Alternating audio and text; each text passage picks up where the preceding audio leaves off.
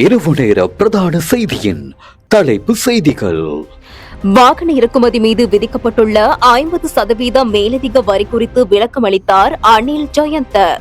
முதலமைச்சர் விஜய் ஈழத்தமிழருக்கு ஆதரவாக குரல் எழுப்ப வேண்டும், ராமநாதன் அர்ஜுனா வலியுறுத்தல். ஹோமாகமவில் கிணற்றிலிருந்து ராணுவ சிப்பாய் ஒருவரின் சடலம் மீட்பு. பெருந்தோட்ட மக்களின் வன்முறைக்கு எதிரான அவசர மாநாட்டுக்கு ஆனந்த் விஜயபால அனுமதி. ஆடு வளர்ப்பில் சீன விஞ்ஞானிகளின் சாதனை, குளோனிங் முறையில் 6 குட்டிகள் பிறப்பு. செய்திகளை வாசிப்பவர் அரவிந்தன் பானுப்பிரியா. வாகன இறக்குமதி மீது விதிக்கப்பட்டுள்ள 50% மேலதிக வரி குறித்து நிதி மற்றும் திட்டமிடல் பிரதி அமைச்சர் கலாநிதி அனில் ஜெயந்த் பெர்னாண்டோ விசேட விளக்கம் அளித்துள்ளார். இன்று அரசாங்க தகவல் திணைக்களத்தில் நடைபெற்ற விசேட ஊடகவியலாளர் சந்திப்பில் கலந்து கொண்டு கருத்து தெரிவிக்கும் போதே அவர் இதனை தெரிவித்துள்ளார். கடந்த 2 மாத காலப்பகுதியில் இறக்குமதி செலவுகள் வேகமாக அதிகரித்துள்ளதாகவும் அதற்கமைய நாட்டில் உள்ள கையிருப்புகளை முகாமை செய்வதற்காக 3 மாத காலத்திற்கு இந்த நடவடிக்கை எடுக்கப்பட்டுள்ளதாகவும் அமைச்சர் அங்கு தெரிவித்துள்ளார்.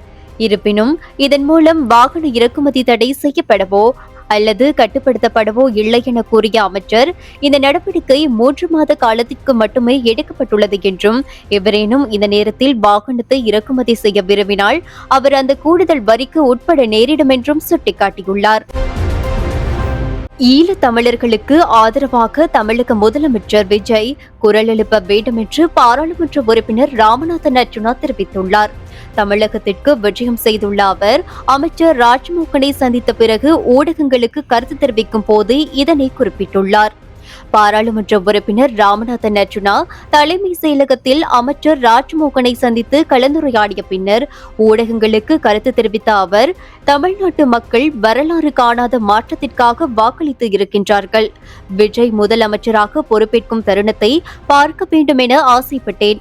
ஆனால் இலங்கை பாராளுமன்றத்தில் இருந்ததால் அதை பார்க்க முடியவில்லை.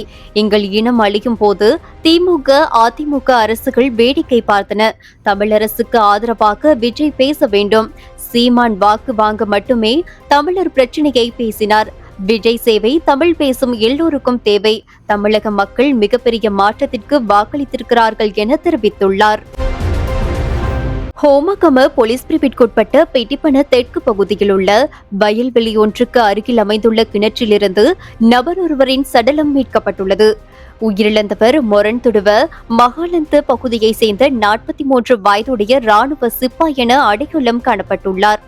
நீதவான் விசாரணை மற்றும் பிரேத பரிசோதனையின் பின்னர் சடலம் உறவினர்களிடம் ஒப்படைக்கப்பட்டுள்ளதுடன் ஹோமகம போலீசார் சம்பவம் குறித்து மேலதிக விசாரணைகளை மேற்கொண்டு வருகின்றனர். பெருந்தோட்ட பகுதிகளில் வாழும் மக்கள் மீது அதிகரித்து வரும் வன்முறை சம்பவங்களை எதிர்கொள்வது தொடர்பில் அனைத்து தரப்புகளையும் உள்ளடக்கிய அவசர மாநாடு ஒன்றை எதிர்வரும் புதன்கிழமை நாடாளுமன்ற வளாகத்தில் நடாத்துவதற்கு பொதுமக்கள் பாதுகாப்பு அமைச்சர் ஆனந்த் விஜயபால அனுமதி அளித்துள்ளார். அண்மைய நாட்களாக ரத்தினபுரி மற்றும் நுவரெலியா மாவட்டங்களில் பதிவாகியுள்ள வன்முறை சம்பவங்கள் தோட்ட சமூகங்கள் மற்றும் அரசியல் பிரதிநிதிகள் மத்தியில் பெரும் கவலையை ஏற்படுத்தியுள்ளதாக பொதுமக்கள் பாதுகாப்பு அமைச்சர் ஆனந்த் விஜயபாலவுக்கு மனோ கணேசன் கடிதம் ஒன்றை அனுப்பியிருந்தார். இதனைத் தொடர்ந்தே இந்த தீர்மானம் எடுக்கப்பட்டதாக அவர் குறிப்பிட்டுள்ளார். உலக அளவில் அதிகளவு பால் தரும் உயர்தர ஆடுகளை பாரம்பரிய முறையில் வளர்த்து ஒரு புதிய மந்தையை உருவாக்குவதற்கு குறைந்தது 8 முதல் 10 ஆண்டுகள் வரை நீண்ட காலம் தேவைப்படுகின்றது.